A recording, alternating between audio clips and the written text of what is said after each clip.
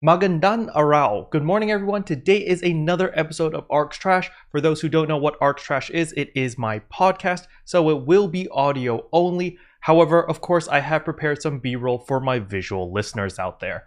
Now, today's special guest is Alex West. He is from the Philippines, and that is why I did the funny intro over there. That's actually good morning in Tagalog. Hopefully I didn't butcher it too bad. Hopefully you guys understood it. But anyway, before we jump into the video, if you're new to the channel, I upload NGS content daily. So if you do play this game, I would really appreciate a subscribe, as it really helps out the channel. Anyway, without further ado, let's begin the video.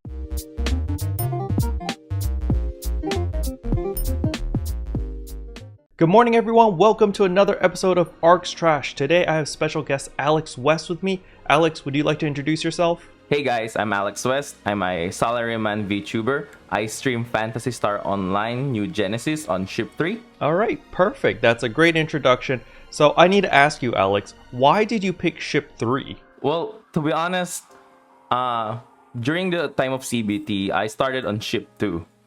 And then when the Microsoft server or Microsoft Store was released, all of my friends jumped to Ship 3. And I was like level 55 during that time.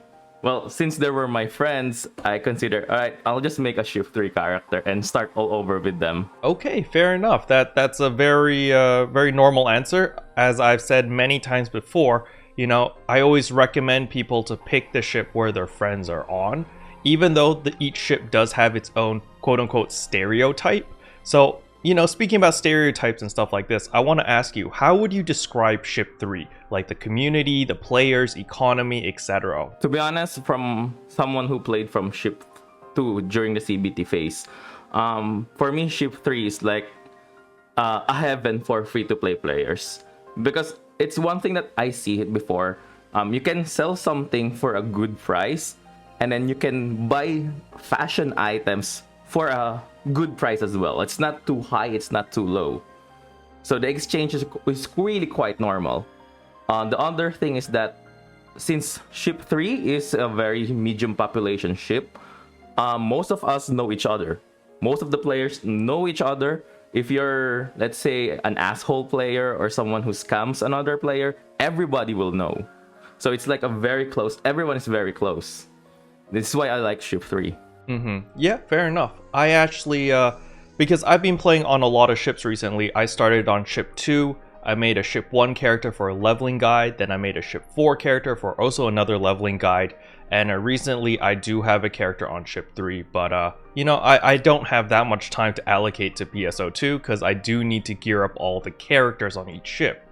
But I've definitely felt a big difference of culture on each ship. So a great example is on Ship 2, the community is so big on Ship 2 that it's kind of impossible to know everyone. And while on Ship 4, the community is a lot smaller. And so it's really nice in Ship 4 where you can just LFP any random urgent quest or just go Dreadkeeper farming or even Deafness farming. And you kind of know everyone in the room, even though you don't go in with your friends. You just kind of ran in by yourself, and you're kind of like, oh wow, I know everyone here. So that is definitely a advantage for Ship 3 and Ship 4 for medium-sized ships to smaller ships, where everyone just has a better sense of community. Yeah, we have a better sense of community. And like I said before, it's really good for free-to-play because I'll be honest here, there's a lot of AC whales in Ship 3. So buying all of those AC fashion items is just really easy for us to maintain. Yep, for sure. So I need to ask you, Alex, what do you enjoy most about New Genesis? What I enjoy about NGS is the build diversity of NGS compared to base PSO2. I always said that in my stream that you can build your character however you want. You can go tank, you can go support, you can go glass cannon.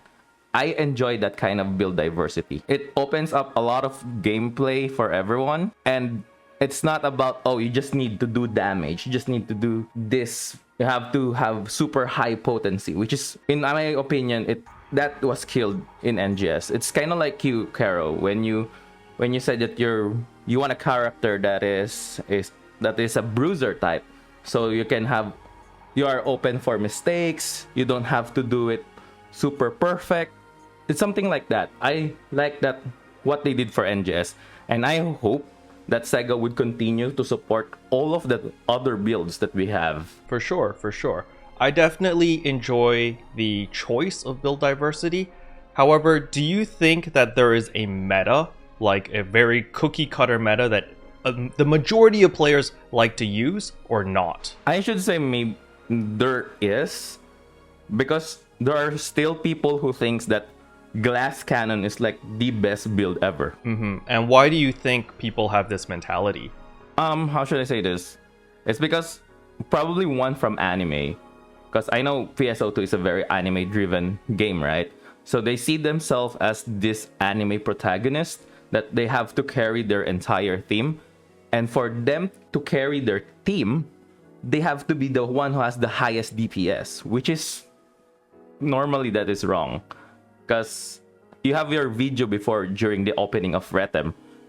You were like 30% potency during that time, and you carried your team on that purple trigger. I was watching it like, bro, this guy can carry with 30%.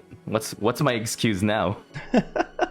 Okay, that's an interesting point that you brought up. So something that that a lot of people have brought up to me is I try to seek perfection. I try to get better at the class, but I know I'm not great at the game.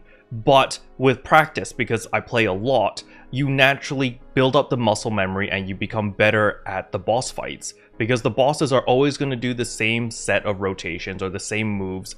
And once you understand all of their movesets, you know how to maximize DPS and how to take advantage of it.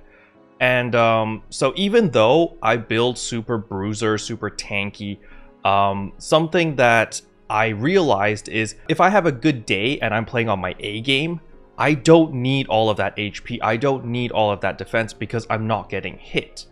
And I think people have this mentality of, hey, if I just get good, then the glass cannon build is best in slot, because then you don't need all the survivability because you never get hit. And I think that is one of the bigger reasons on why everyone wants to go glass cannon. But I think Sega did a very good job with the Falz Rank 2, which just kind of destroyed all confidence in a lot of glass cannon builds. Like when I looked at Thrift Shopping, when I looked at Chrono Catastrophe, like they struggled. They really struggled with Falz Rank 2. And it was because of their specific build and their playstyle. But I commend them, and I'm really envious of them, of how much willpower they had. And they're like, no, I'm sticking with this glass cannon build and I'm going to power through this. And that's just a different perspective of how we play the game, you know? I took the easy path because I was like, all right, I'm super tanky. Falz can't one-shot me. I can take 2 to 3 hits. So I can make mistakes. I have that buffer. But that's my personal playstyle. And yeah, I just found it really interesting that, you know, you're also the same, right? You also tend to lean a little bit towards more of the glass cannon side, right? Yeah, I was glass cannon during the Retem level 45 meta, during the Geo Lab, something like that. Unfortunately, I was like facing the floor. I was like floor flat all the time because of my launcher lock frames. It's really annoying. And I told myself, you know what? When I hit 60, I am going to revise my build. I'm going for a more balanced launcher build where I have decent amount of HP, probably around 700, 600, something like that. And then I'll make sure that I will have around 15% damage reduction from my hunter sub. So that way I will not die most of the time, and I can deal I can still do DPS. For sure, for sure. So, you know, walk me through your gear progression. When Kavaris first came out, you know, what was your thought process on like, oh, we've got all of these new weapons. How am I going to upgrade? I was thinking before pre-Kavaris, I was going that, oh, I'm just gonna make Giga Armor with Mastery 4 and everything.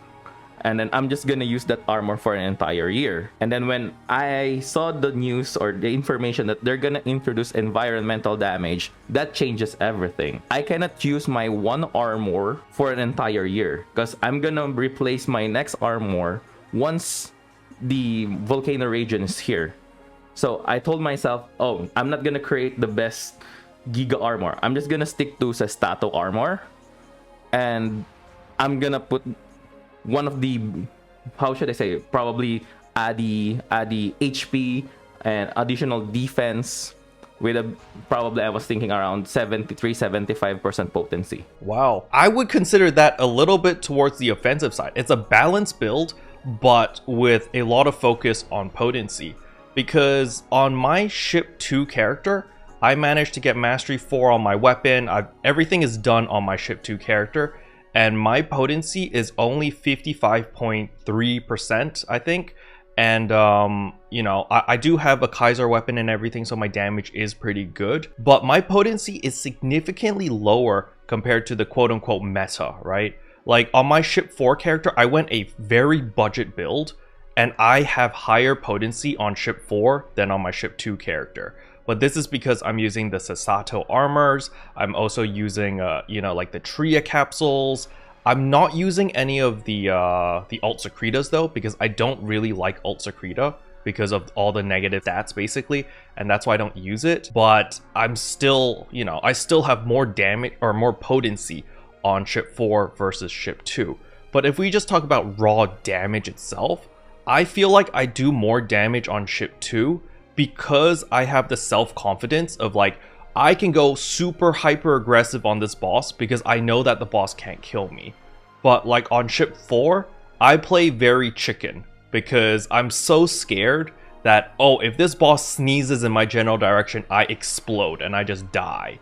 And because of that, I don't deal as much damage as I know I can do, even though I have higher potency. And I just find it super interesting that you went this kind of balanced build. You know, you've got your damage reduction, you've got your HP, and you have your really high potency. So was that really expensive? A yes and a no, because how should I say this? During the time of the NGS first anniversary, I accidentally created this group. We actually call it a secret mafia group, where me and Nep Gaming, we started to create this group that all of us who wanted captains, mastery 4, we check every single step, what is the best way to farm captain. And then we decided that, oh, we're just gonna farm captain in Retem Alnote. So we farmed that for an entire 3 weeks. We were farming it for 3 weeks. We were very silent to everyone. I think someone on the group was able to farm like 70 pieces of mastery 4 because of that. And the guy is really rich right now. I think he has like 200 million on his pocket. And that's how I did it as well, because I was able to farm around 40 pieces of mastery 4. So I put mastery 4 on my weapon, and then I was like, there's other stuff that we got. Giga capsules. We sold all of them. Red keepers. I just sell all of them. And then I got what I need, like ADI, all of those stuff.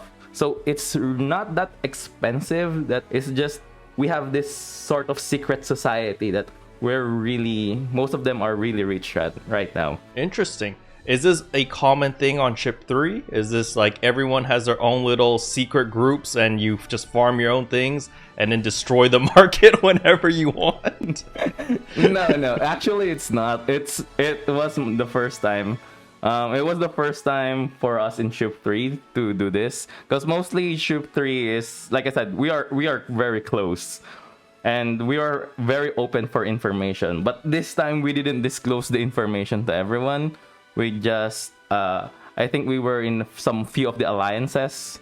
So yeah, very, very small people, and this is like the first time for us. And then when I started streaming, that's where I started streaming, I showed everyone that, hey, we're doing captain farming and this is what we farm. And people started doing captain farming groups as well. I see. But yeah, you know, just to clear it up to the audience, I'm not, you know, taking shots at ship 3. Don't worry. I know all the ships, there are people who just destroy the market whenever they want. So it's a normal thing. I'm not just focusing on ship 3.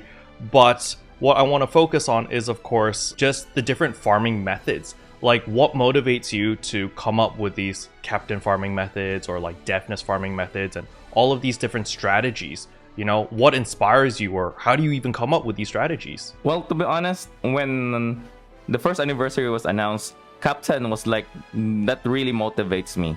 I want to have those mastery 4 because I'm telling myself by level 60 cap I'm going full mastery 4, full augments of mastery 4 for my units and my weapon. And then it kind of, how should I say this? It slaps me the reality that Captain on the limited time trigger, or blue trigger, it's just the spawn rate is just really low. If I say for 10 runs, there's only 2 spawns, and for you to complete 10 runs, it will take you almost like an hour or so. So that's not a good ratio. I know the community, this is a great community because everyone's like throwing information. Thrift shopping video help us to how to debunk the spawn rate. So when we know that the spawn rate is so high in combat zone, because there are trial augment or chaos trials, it raises the chance of captain spawn. So we were able to spawn around 150 captains within 12 hours. That inspired me to, it's just money. We're just talking about money. You just want the money and we want mastery 4. For sure. I need to snap people back to reality because I know a lot of people are listening to the podcast right now and they're just going like, holy crap, that is a lot of money, because that is a substantial amount. If you killed that many captains, that's a lot of mastery capsules and a bunch of other goodies. But snap me back to reality here. How long did you farm every single day for those 3 weeks? I farm for like 14 to 16 hours. Every day? Every day. For 3 weeks? For 3 weeks, yes. It's 14 to 16 hours. Oh my God, okay, that's a lot of time. That's 2 full-time jobs basically. Holy cow. And okay, let's put a cherry on top of that. How much money did you make, if you don't mind disclosing? Actually, I have my money is on my other character, but I am near 175 million. So you made 175 million from 3 weeks of 16 hours farming every day. So, I just want to give my audience a perspective. So that's a lot of money in a very short period of time, but Alex's group had to put in the time and the effort. So that's just something that I just want to reiterate to my audience is you do need to play a crap ton of NGS in order to make a crap ton of Meseta. The only way to make a ton of Meseta with like very little effort is of course if you AC scratch and then you sell the cosmetic items. I feel like that is pretty much the only way that I know of in order to make money very quickly.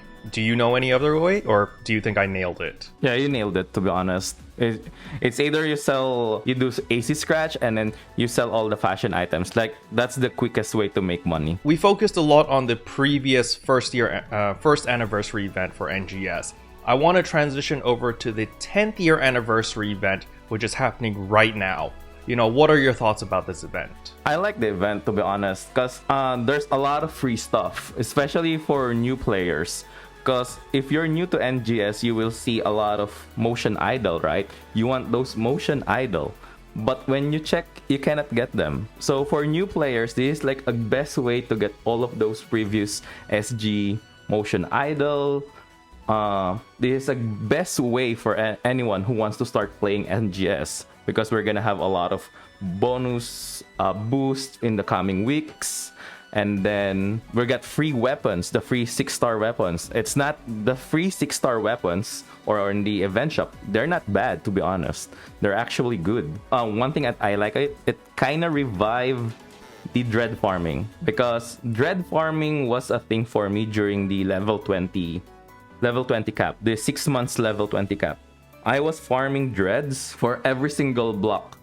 I was taking most of the dreads for every single block on ship 3, and it was nice. It was fun. It reminds me of an old online game that I'm playing, and I killed every single boss just to make money. So I was really happy that on the 10th anniversary, since everyone wants to have the spawn for Emperor Rappy, dread farming's back. I like it. I'm glad that you mentioned vet hunting.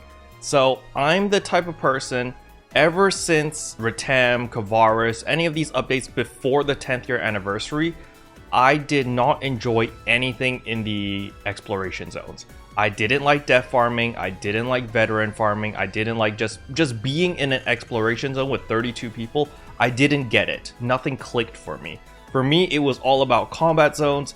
8 people, we just kill everything we see. There's E's, there's T's, whatever. PSE burst. It was very simple. And the reason why I didn't like it was because in exploration zones, it felt like there was a lot of dead time. You know, back in the day when we were Dreadkeeper farming or we were vet farming, it's like, oh, we have to wait for the boss to respawn or we need to room hop or blah, blah, blah. It just got really annoying and I didn't want to deal with any of that. And so I didn't enjoy it. However, after the 10th year anniversary event kicked in, I tried a little bit of farming. I farmed 2 days, 1 day in, in Central Kavaris, another day in South Kavaris. And I love it. It's amazing. It's kind of crazy because, to be perfectly honest with you, the 10th year anniversary event on paper, I was just like, it's just another seasonal event. It's a glorified seasonal event. There's nothing that really interests me, but I'm gonna do it anyway because it's free stuff. Then I looked at the event shop, 50 Blizzardium. I was like, oh, okay, that's something. On top of that, there was the Rappy Glide emote. You had to pay $45 for that emote before. And then they lowered it to $10 and now it's free. And this free version is better than the paid version because it's RGB. Have you noticed that the feathers are RGB? So I haven't, to be honest. And so I was like, oh my god, this is amazing. But the biggest change, of course, was the vet farming because now there is 0 downtime. So actually, right after we finish this recording, in tonight's video is going to be a vet farming guide that comes out. And I tell everyone like, okay, so in South Kavaris, in Central Kavaris, this is the farming route and this is how you balance things so that the vets always spawn the moment you get there. But on top of that, they added a buffer, which is amazing. And that is the Emperor Rappies, right? So when you kill a veteran, there's a chance of spawning the Rappies, or like, it's basically a PSE burst in an exploration zone. You just see the freaking bright lights, you hear the music, and you're just like, okay, we're gonna head there now.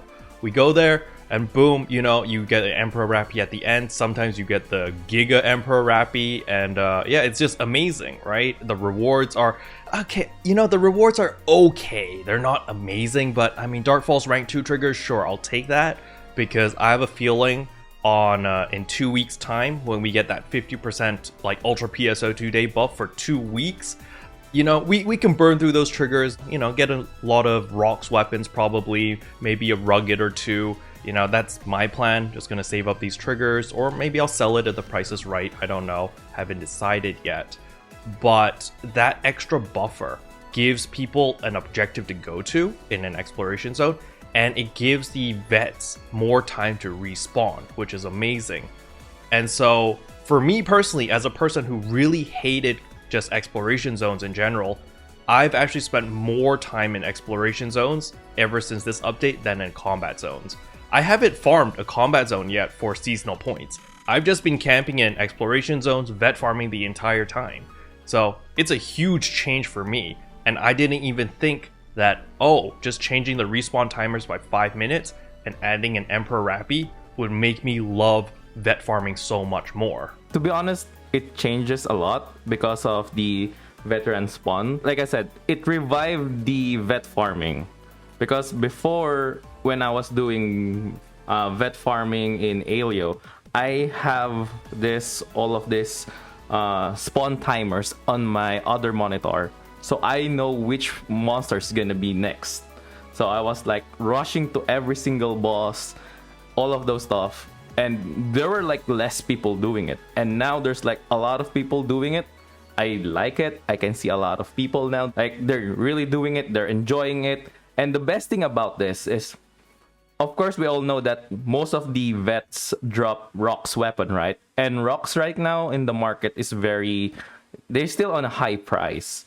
So with this, it's gonna go down the price of Rock's weapon. The prices for Dreadkeeper 3 will be lowered. So it's really great. It's win-win for everyone. So for people who likes Dreadkeeper builds, yeah, Dreadkeeper is now cheaper. And people who wants to catch up for the Kaiser weapon, yeah, everything is just cheaper. I like it. It's a way for everyone to catch up. However, the only thing that I didn't like about the event is the drops from Emperor Rappy. Okay, interesting take. So, what would you like see changed on Emperor Rappy's drop pool? What do you think would be reasonable that Emperor Rappy should drop? For me, since we all know that Waker is coming, right? So I want to see something for us, like something that could, how should I say this? Probably someone could compare for Captain. I was like expecting that for Emperor Rappy. So we can do something else rather than Captain farming all the time. So when I saw the loots for Emperor Rappy, it was disappointing.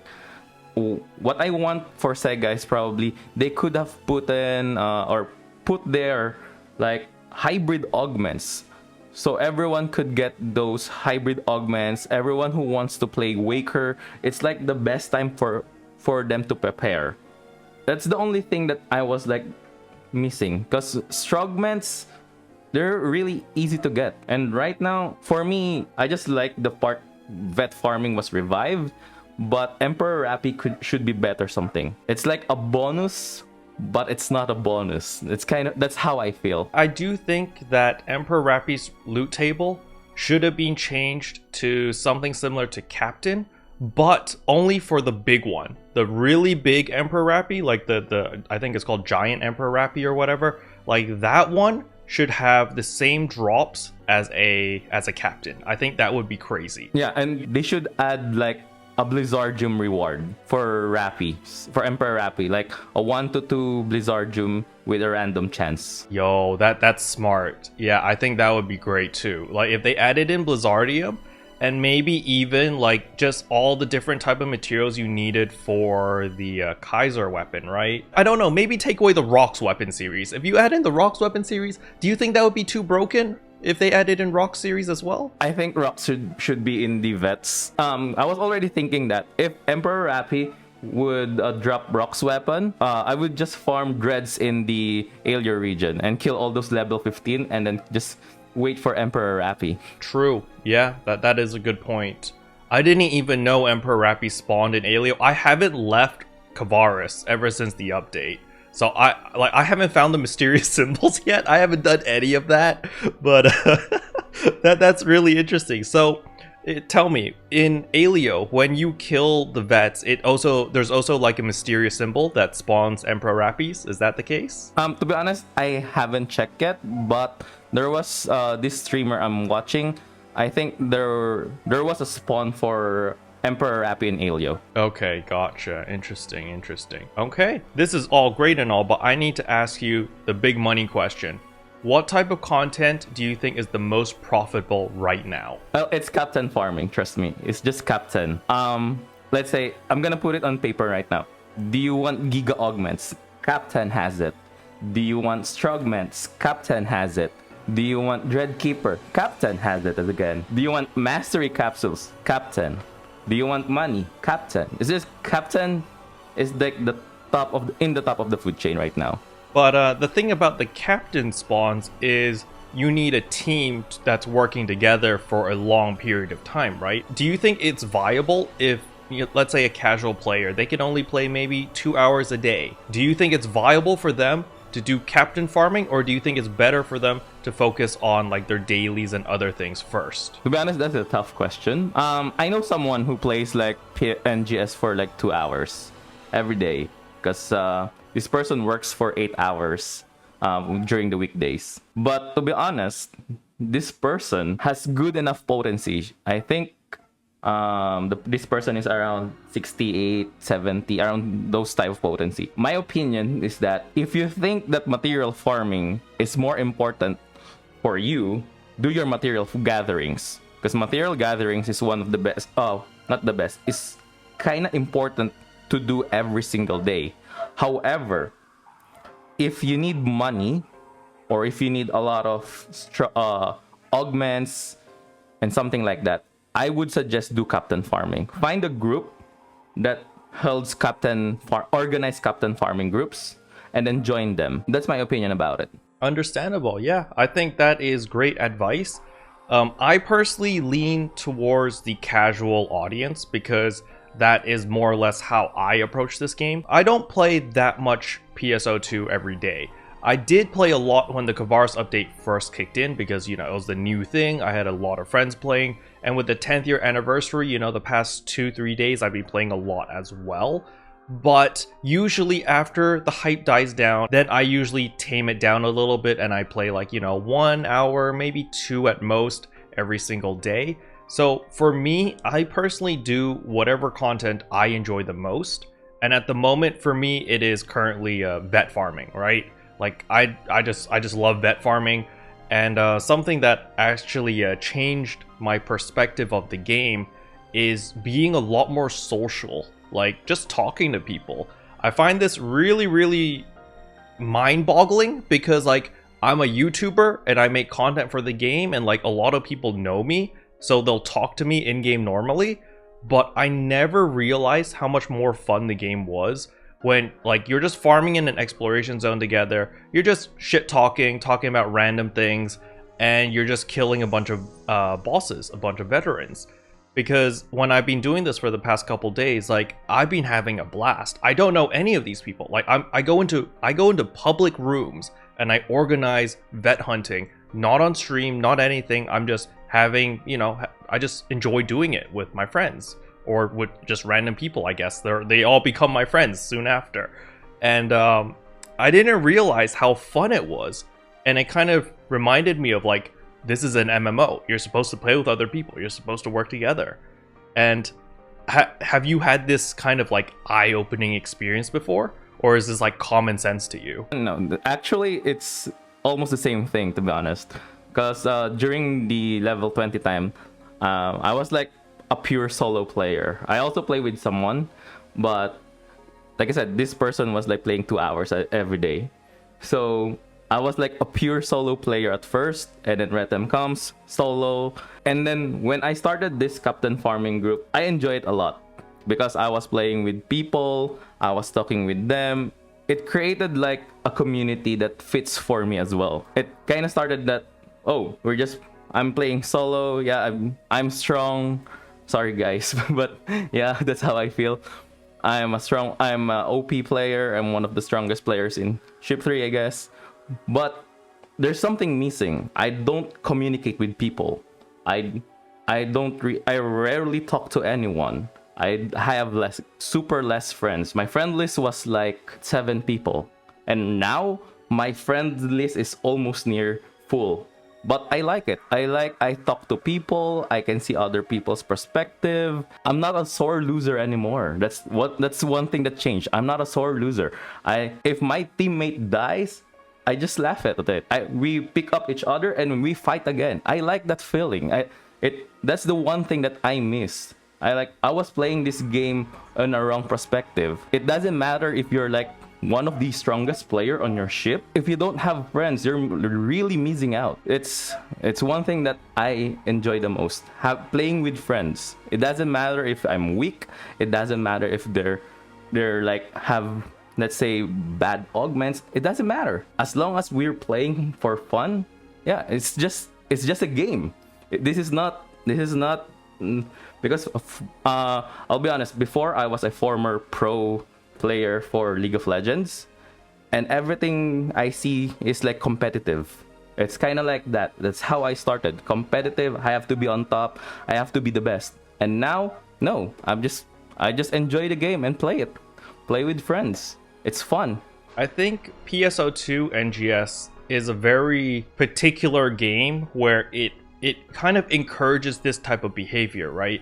It encourages people to work together, to play together, and like regardless if people are not good at the game or not as skilled as you, it doesn't matter. As long as they're there and you're partied up with them or whatever, like the game rewards you for playing with others and helping others, which I find pretty rare, because from other MMOs that I've played, it's usually like, oh, I have the biggest DPS, so I can talk down to you. It's very competitive, I guess. You're always comparing DPS, you're always comparing stats, comparing min-max and stuff like that. But in PSO2, it's different. I don't know why, but it's just like the community in PSO2 is just so chill. Everyone's just like, yo, you're a new player, no problem, you know, what do you need, we can help you out.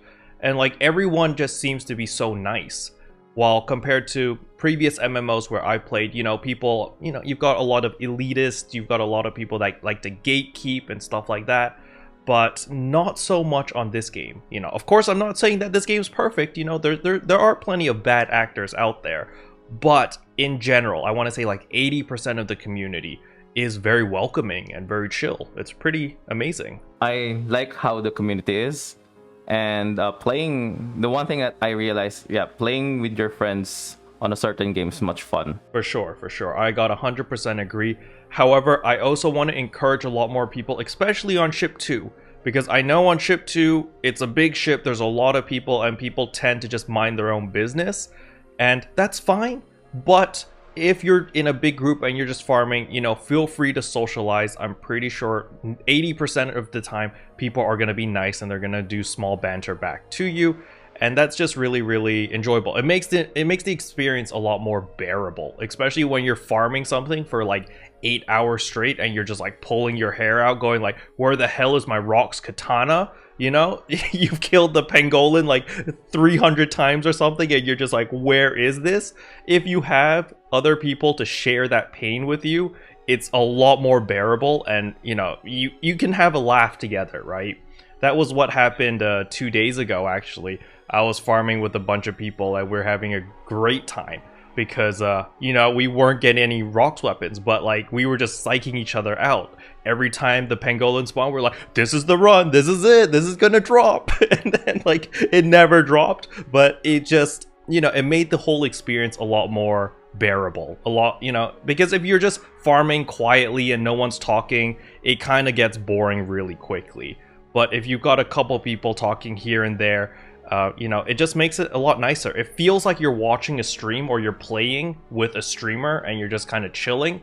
Even the lurkers, you know, I was in a room with like 32 people and there was only like 3 people talking, but like it didn't matter because everyone else was just kind of vibing. They're just like, yeah, you know, we're just lurking, we like the conversation, we like what you guys are talking about, and we're just gonna mind our own business, and that's fine as well. But yeah, just be a little bit more involved in the community. I think that is something that could definitely alleviate a lot of frustrations and a lot of pain, because it just makes the entire process a lot more fun. Something that I've been doing recently on ship 4 is I went back to ancient hunting, ancient farming, because I need the stupid ice cubes in order to make my Kaiser weapon. It's funny, I got the Blizzardium before I finished the ice cubes or the icicles. And I was just like, how did I get more Blizzardium than these? Because I don't gold box farm on ship 4. Ship 4 is my most casual account. I don't do anything there. I log on, I do my dailies, I do my weeklies, I log off. And that's it. And it's just kind of mind-boggling that I have 160 Blizzardium right now. And I'm just like, wait, what? How? So it's kind of crazy that, oh, now I gotta go ancient farming. And something that I just love doing is, when I'm going ancient farming is, you know, we just talk when we're waiting for the ancient to spawn. The reason why we just sit there is because in ship 4 the community is a lot smaller, so there is no other room to hop to. So on ship 2, you know, you're changing rooms all the time, you're just trying to find wherever the ancient spawns. On ship 4, there is literally one room. So you're all sitting in the one room, you kill the ancient, you go back, you restock your potions or your rest assigns, and then you come back and you just sit there and you wait for it to respawn. And I think that kind of makes the community a lot more tight-knit, because you just see the same people, right? You're like, oh, yo, how many ice cubes you got left? He's like, oh, I still need like 30 more. I'm just like, oh, shit, man, I need like 9 more. And then, you know, it just kind of, it just builds that sense of community, which is really nice for ship 4. But I understand that, you know, ship 2, that's not really viable just from the sheer number of players, right? In ship 4, I mean, in ship 2, if you look at the gorge, there's at least 10 rooms at any given time. Yeah, so speaking of Asian farming, actually, 1 week before the release of Asians, I actually organized an Asian farming raid, because I was thinking this is gonna be like a a raid boss level, because they said that it's gonna be stronger than Giga. So I was like thinking, oh wait, so if this thing is gonna be stronger than Giga, this is a raid boss.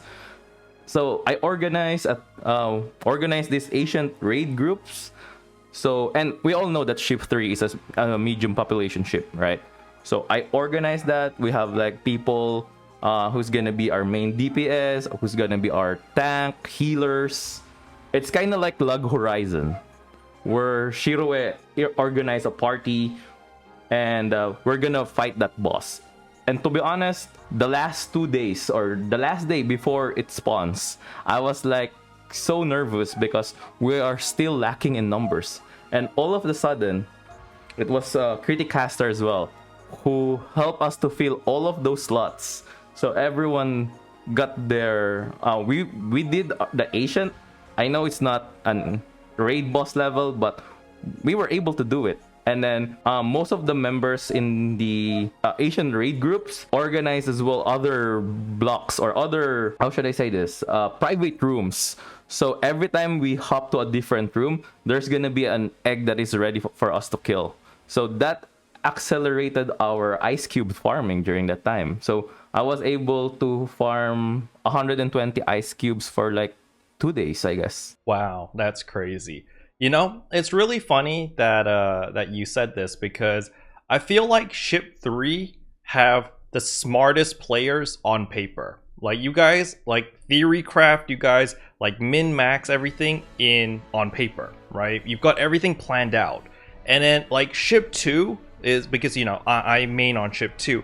I feel like Ship 2 is the most like Unga bunga type of players. We're just like, yeah, we're just gonna hashtag YOLO it, we're just gonna run in and we're just gonna see what happens, right?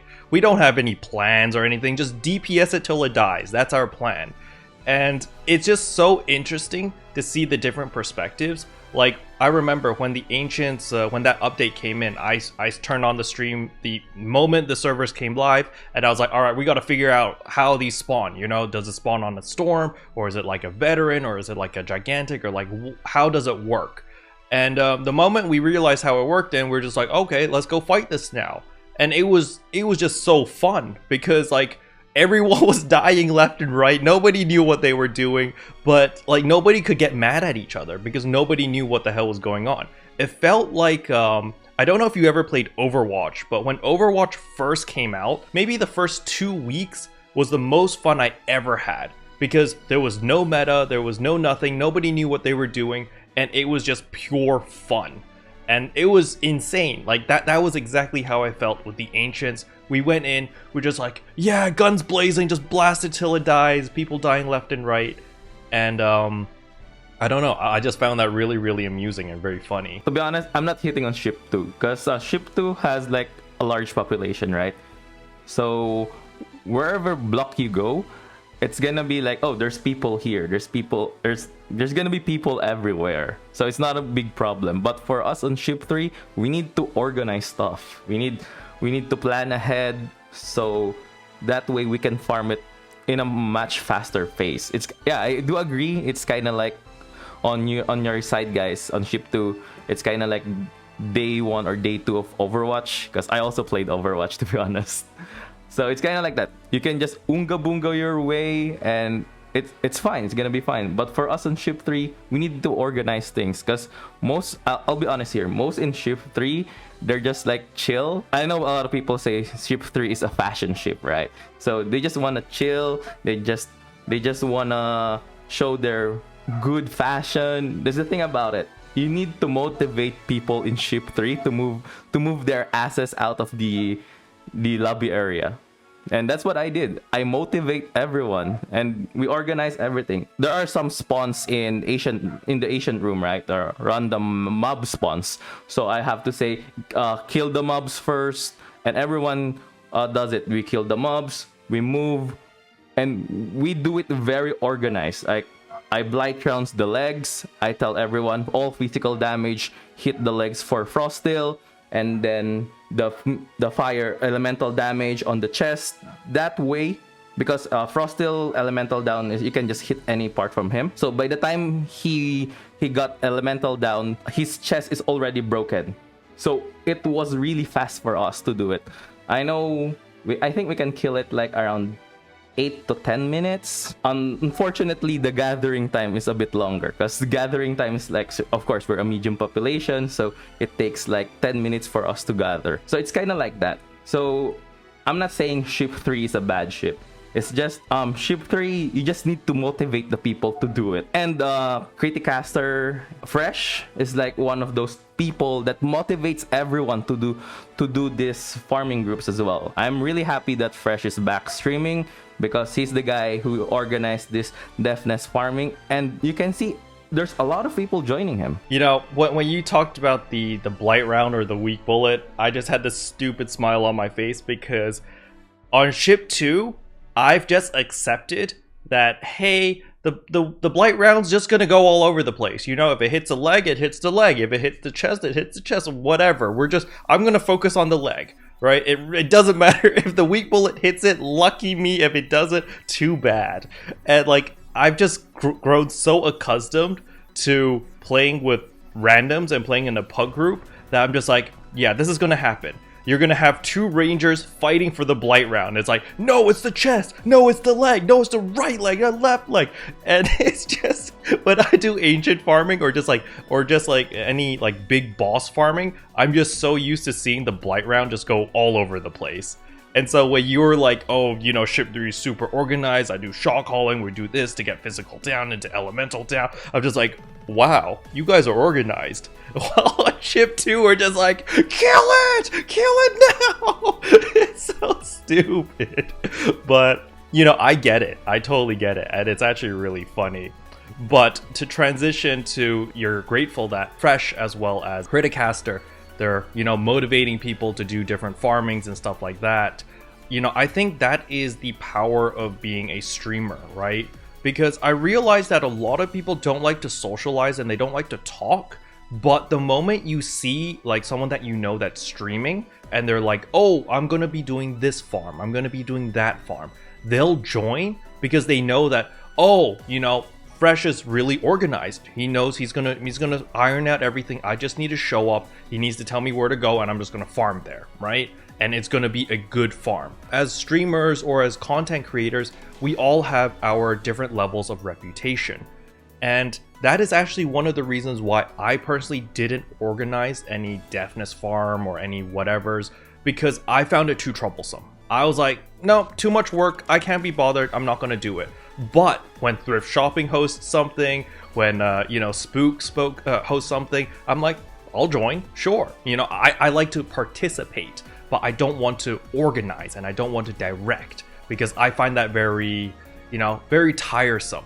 However, with the new change on the vet farming, I really enjoy that. I enjoy shot calling there. I feel like I'm back in like my Blade and Soul days where I was shot calling boss rotations. I'm just like, yep, A, B, C, D. Okay, everyone, iframe here, da da da da da. And there's like a pattern, right? There's a rhythm to it. And with the vet farming, it's just so easy to get into that rhythm of like, yep, we're killing Banshee. Okay, next we're killing Bengolan. Okay, we go to Rappies. Yep, we're going back to the Yeti, and rinse and repeat, loop, loop, loop. And since I have that reputation of like everyone knows, oh, it's Keroppi, you know, he ain't gonna mess up too bad, right? And so even if I do mess up, people will forgive me, and it's just like, that's okay, no big deal. But it's just nice to get into that rhythm, into getting efficient, getting runs that run smoothly. And I feel like this is just the power that you have, or the influence that you have as a content creator or as a streamer, that people get to know you, and then you have a little bit of leverage, you know? Whenever you're like, yo, I want to do deafness farm, I want to do mastery farm, I want to do whatever farm, people are like, oh, it's this guy. Yeah, I remember this guy. I farmed with him last week. He's good.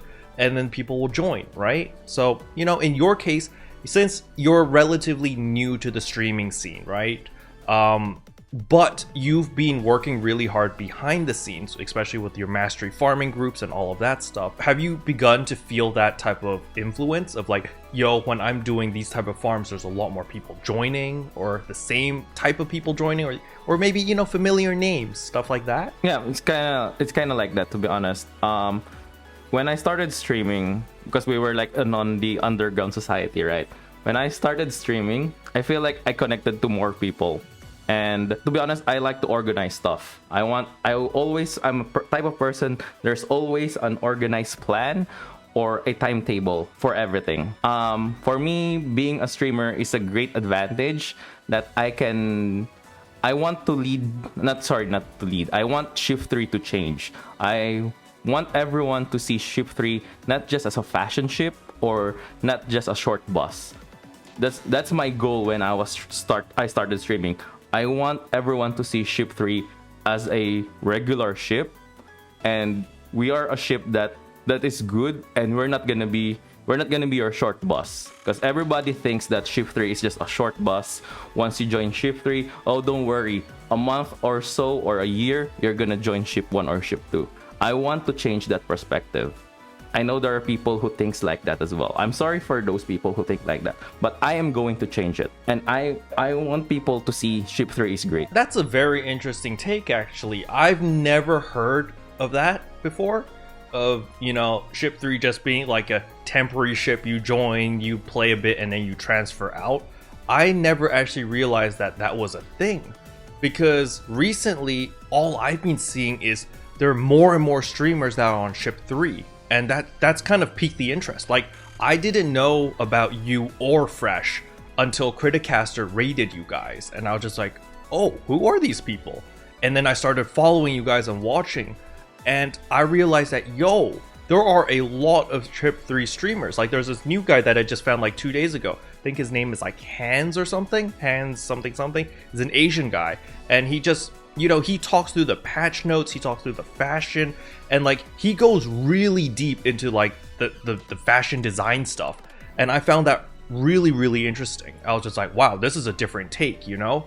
Because most people that I watch are just like, you know, they try to break down the game, they try to figure out, you know, what the best optimal farming strategies are. But this guy's going into the fashion, like the deep fashion of like, oh, why is these clothes designed this way? What was the artist's inspiration for this? I was like, what? I didn't even realize that this was a thing. And so, you know, I've been more and more curious about Ship 3 because of all of these new streamers and new content creators popping out. I didn't even know, like, I didn't know any of you guys, to be honest. I was just like, wow, oh my god, I'm missing out. So it's really interesting to hear your take on it. So, you know, what are you hoping to change? What is the final result that you're hoping to achieve on Ship 3? I want everyone to see that Ship 3 is the same level of Ship 1 and Ship 2. That's the thing about it. I want everyone to see that, oh, we're not just here because we're just fashion ship. We want everyone to see that we are still good. We're like top of the ranks. Sorry to say, but yeah, I want everyone to see that Ship 3 is a good place.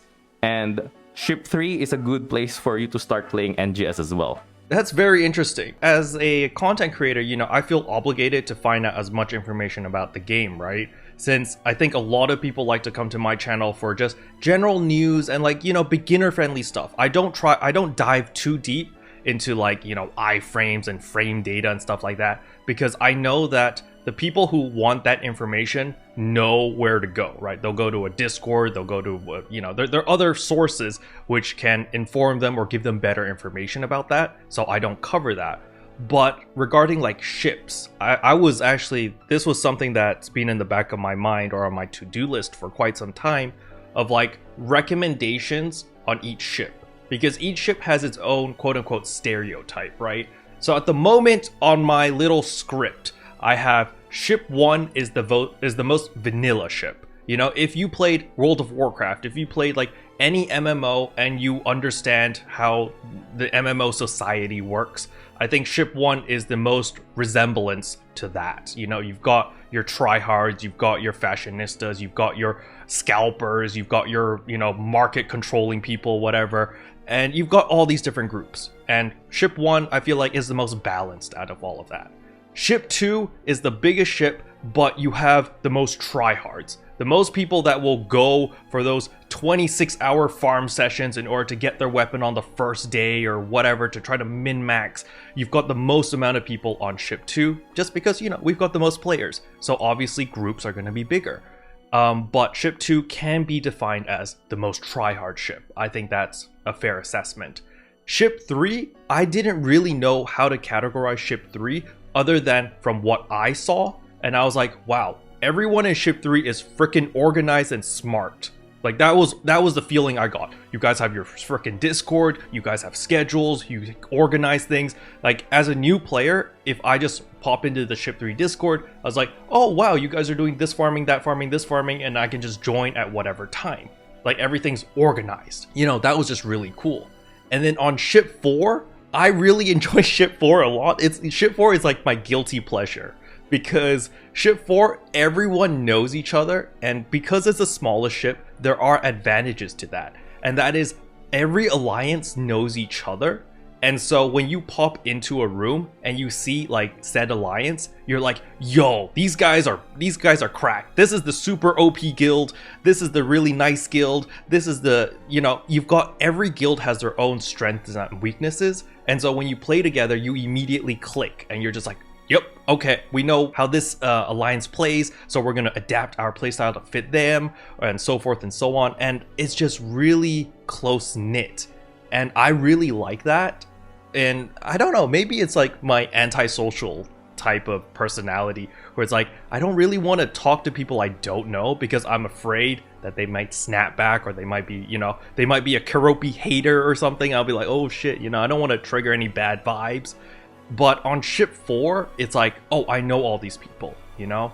And so I can be very chill and very open. I can go into a full 32-man group and just, you know, do /toge and just like be like, hello friends, you know? And everyone will just reply, and it's just nice, right? I want to hear your take on all the different ships.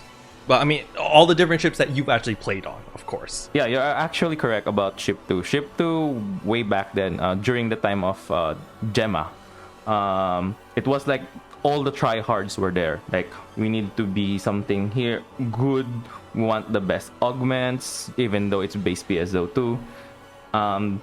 They want to be the best. And then when my friends dragged me to ship 3, it was a different take. For me, to be honest, at first I didn't like it, but I was liking it because I can sell items on a good price and I can get a lot of money. And then when NGS comes, or when the start of NGS, it's kind of like that as well. I don't really talk to anyone. I don't want to speak to any player, probably because, yeah, probably they play bad and I'm going to be a sore loser about it. I was also heated on some alliance before that their alliance leader is not playing the greatest, so it happens that I left the alliance. And during that my time of playing a bit solo, I kind of realized, no, maybe this is wrong. So like I said, when we started those underground society for the captain farming, it felt great. For me, I think ship 2 was like, how should I say this? Yeah, competitive wise, if you want to be competitive, go to ship 2. Because there's a lot of people there's a lot of people to meet, and if you want to be on the top of the mountain, then go ahead. No one's gonna stop you. If you want to be someone there at the very, very top, go ahead. For ship 3, ship 3 is like very organized. We do things on a very chill way. However, if you want to join for the groups, you need to find them. You need to dig deep in ship 3 for information. For ship 4, I played a little in ship 4. I have a character in ship 4. It's actually level 40. Ship 4, since it's a very little ship, because they're small population, I tend to enjoy there as well. Because since it's a small population, people know each other. I sometimes watch Phantom as well. I enjoy watching Phantom, especially his collaboration with Monfun. It was really funny. And I can see that ship 4 is just a small ship. Everybody knows each other. And then you're gonna have fun there, even though they're small. I like your take on ship 2. It's a competitive ship. The reason why I like that is because some people like to compare themselves with each other, right? I'm not in that boat, so I don't really get it. But I know that some people like to look at their gear and they like to gear check other people and be like, are you on the same level as me? Do you have 75% potency or not? Are you like, you know, they like to compare their stats and their min max and all of that stuff. And it's not a bad thing because that's how they motivate themselves. If they see someone with better gear than them, they'll be like, crap, what did they do better than me? And they're gonna like chase that and try to become better than whoever they're comparing with. And that's definitely a playstyle, and that is very prevalent in Ship 2. People will upload like their solo purple Kavaris clears, you know? It's like 18-minute solo run, and then people will be like, yo, I'm gonna try to beat that. And then, you know, it's very competitive in that sense where people like to prove to themselves or prove to other people that I am the best. I am the best in this field or this thing. And that's a very normal thing in Ship 2. But, you know, in Ship 4, for example, people are like, good for you. Good job. You're number one. I don't care. So it's like, it's a totally different mindset, which is kind of crazy. I'm gonna towards the conversation as well. We haven't talked about Dark Falz R2, to be honest. Good point. So, you know, what did you feel about Dark Falz Rank 2?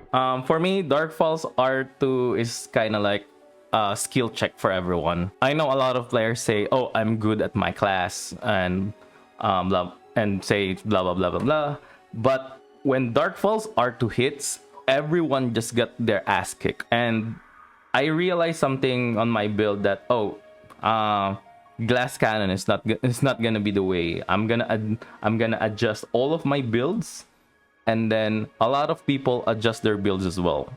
It reminds me of the episode 3, the Gemini and what's this, the other one, Profound Darkness. During the episode 3, yeah, that was another skill check for everyone. I was like, I'm playing Hunter Summoner, so it was okay for me. I was able to do it, but for others, they weren't able to solo it. So it's kind of feeling like that. And also, it's kind of like the same thing with Phaleg. When episode 5 hits, Phaleg just straight up kicked my ass. Like, she was saying, oh, you're playing your hero class wrong. This is how you play PSO2.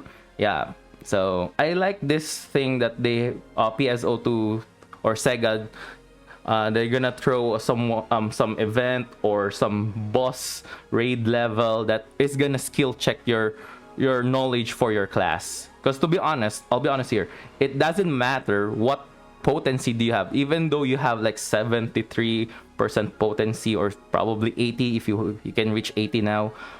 It doesn't matter if you don't know how to play your class. You're not doing anything. Your face is always on the floor. It kind of likes on the part where you have the potency versus you know how to play your class. It's kind of like you, keroppi. Like, it doesn't matter if you have like the highest potency. Since you know how to play your braver on the top level, you're just good. Everybody see you're good. You're carrying your team, even though you have like a bit lower potency than mine. I like that part. I wish NGS would introduce one more skill check. Like, my greatest thing that I want to add in NGS is the Gaora fight, the Aina's dad fight.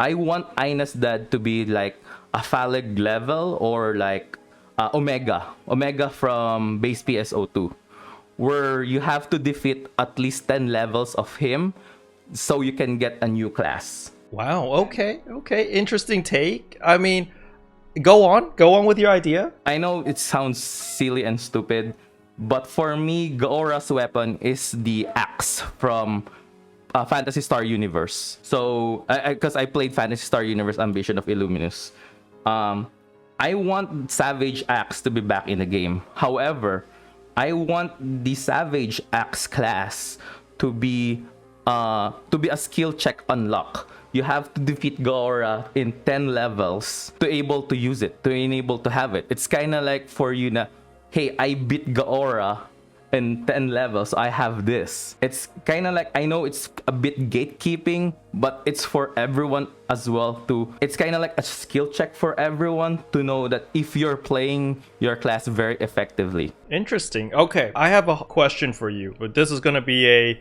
hot topic question, I guess, and that is skill versus gear.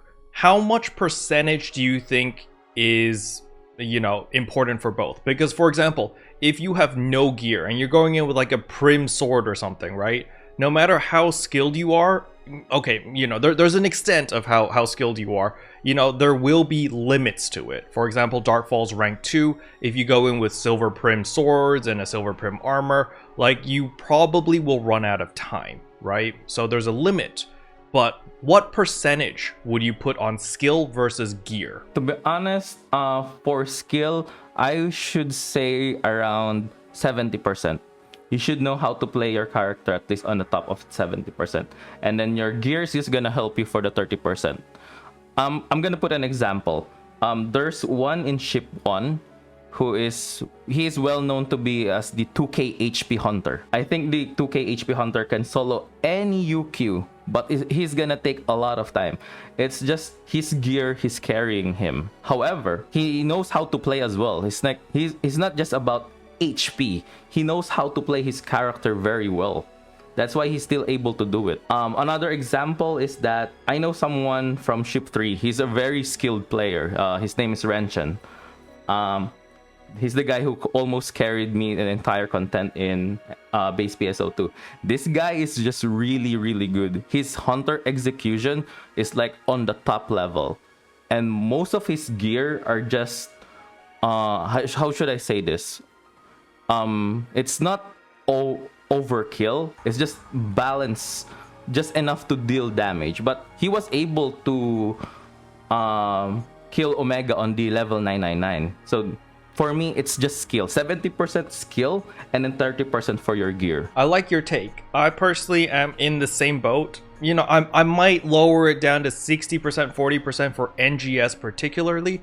The reason for this is because NGS has tried to, you know, tone it down a little bit, make the game a little bit more easier.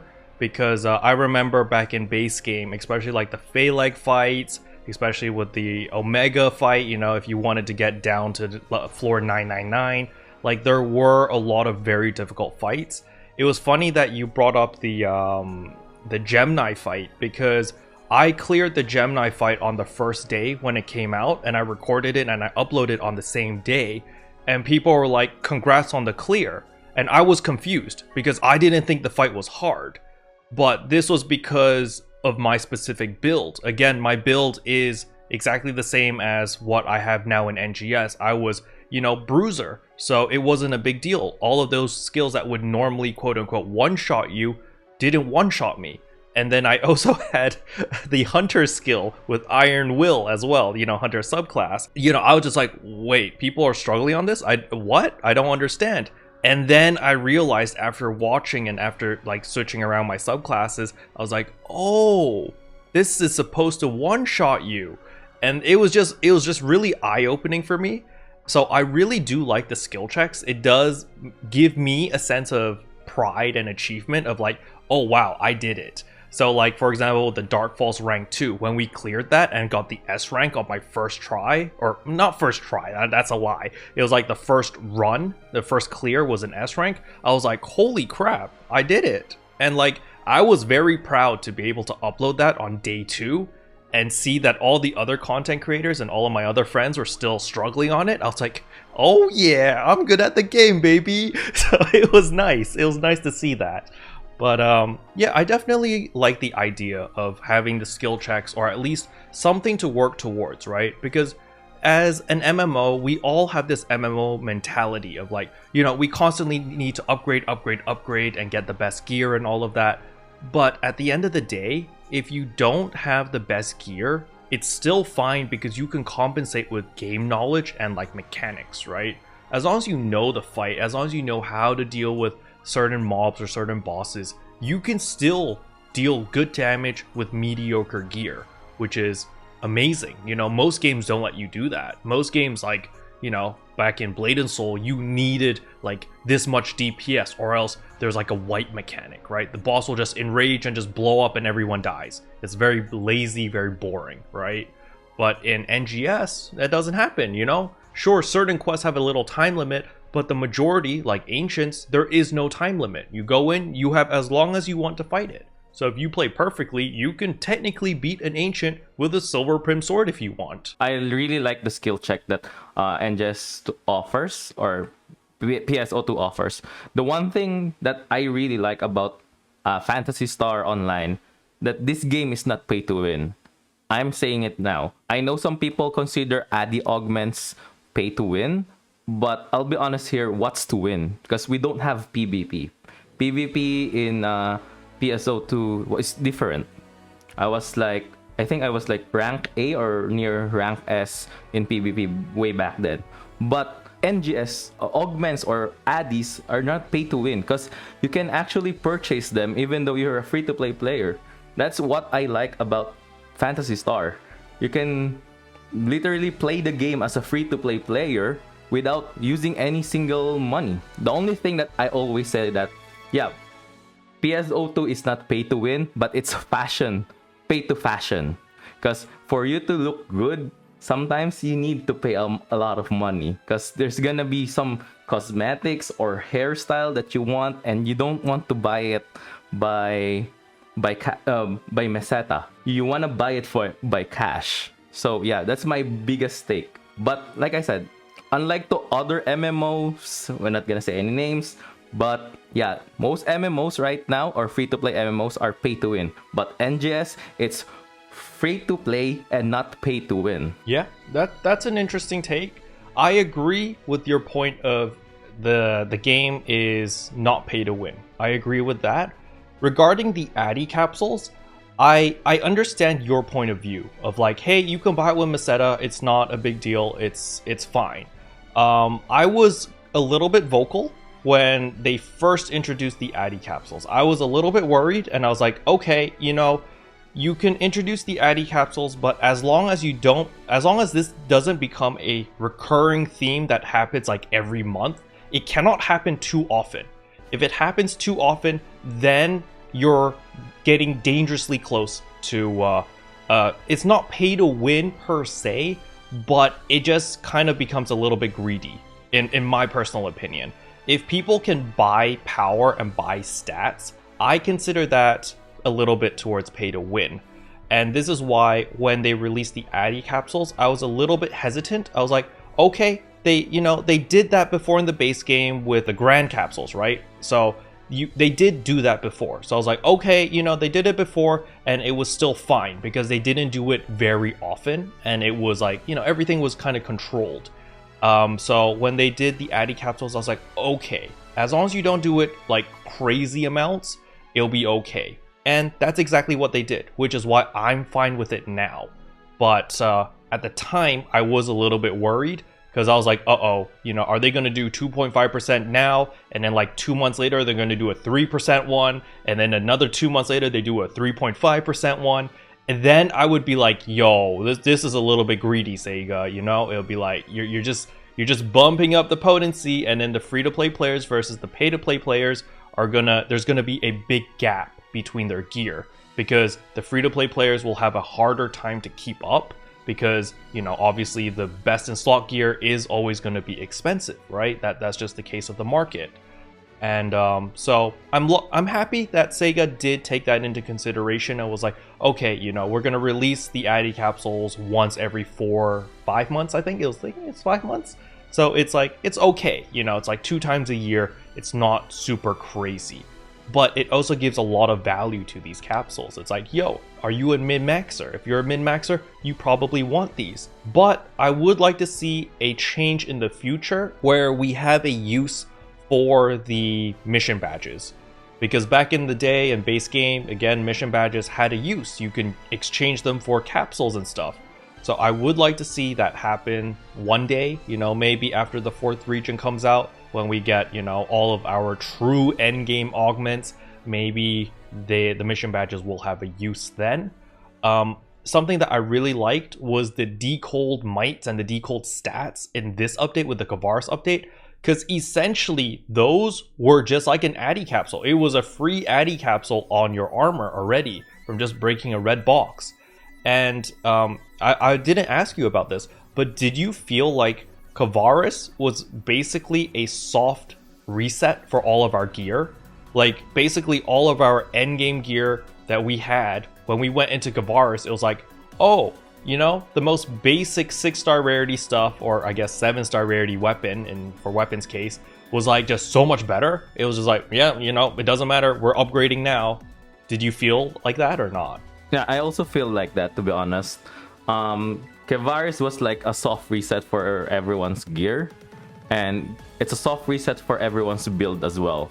Because the first time I stepped foot in Lost Central, rank 2 in Lost Central, I was soloed there, and I was still using my Giant armors. I got slapped in the face and I almost died. So yeah, I said, okay, I am gonna upgrade my armors, and my damage there was, my relic was obsolete.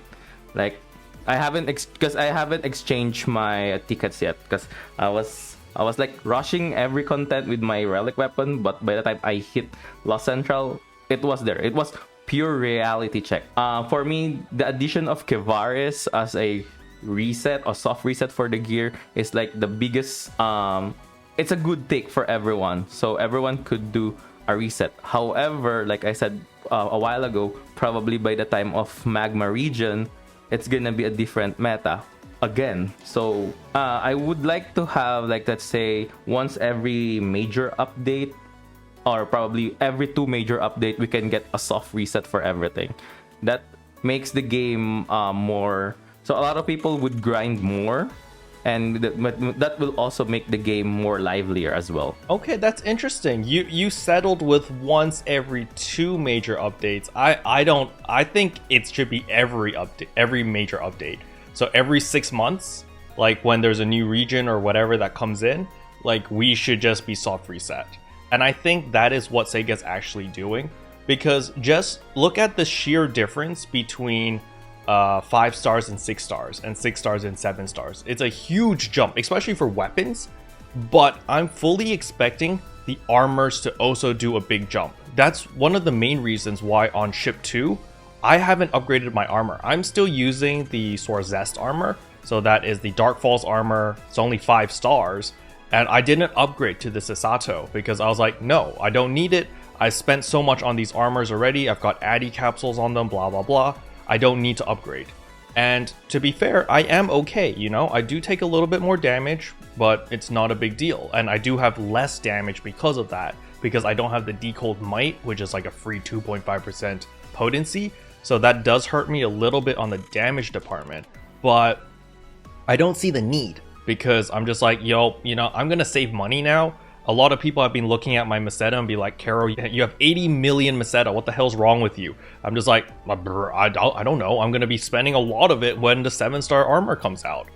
And, you know, that's just my mentality. My mentality has always been save, save, save, save, save. Once something that I see is worth it, I throw everything at it. And I'm just like, I go full all in and I get the best of the best. And then once I've got that, I hold on to it. And then I just save. And so I think every 6 months should have like a quote-unquote soft reset of like, yo, this is the new best in slot gear, or, you know, it's significantly better than what you currently have, and then you upgrade to it, right? I feel like that's a healthy game design, in my personal opinion. Yeah, I do kind of agree on some point for 6 months, but for me, it's just, I'm gonna stick for 1 year, but I guess for some people, yeah, 6 months would be great. So like, it would be a good rotation for everyone as well. Okay, Alex, we are running out of time. We have run over time quite a bit. So what I'm going to do now is I'm going to pass the floor to you. So if you have anything you want to say, you want to shout outs, your socials, whatever, the floor is yours. I'm going to say thank you for everyone first. Thank you for Keroppi for this opportunity. I would like to thank Shift 3's community as well, because they are very welcoming when I started to stream. I would like to thank Levi Moon Eater, Skulls, Criticaster, because they were the people who pushed me on streaming. Because I was like on the edge of, oh, my streaming career is not gonna work. But these 3 people pushed me to keep on streaming, and right now I'm on Arks Trash, and I watch Arks Trash all the time, and being here is a great it's a great honor. And one thing I also want to thank is the amazing community of NGS. without NGS, I don't think my mentality would change. Because, like I said, I am a former League of Legends pro gamer, so I always think on the competitive side. Lastly, if you guys wanna see me live, you can go check on my Twitch channel. It's twitch.tv/alxwest7, and I also have a YouTube channel. It's youtube.com/alexwest Play. Most of my YouTube videos are related to Monster Hunter, but I still do a lot of Phantasy Star content in there. I usually review what are the events, what are the something that I want to change for the game. Perfect. So as usual, all of Alex's socials are going to be in the description below, so make sure to send him a follow or a subscribe. Special thanks to all the members for supporting the channel. It really means a lot to me. Thank you again. And that concludes today's episode of Arks Trash. Hopefully you guys enjoyed it. If you did, I would appreciate a like and a subscribe, and I'll see you guys in tomorrow's video. Bye! What can I say except you're welcome for the heals, the boosts, the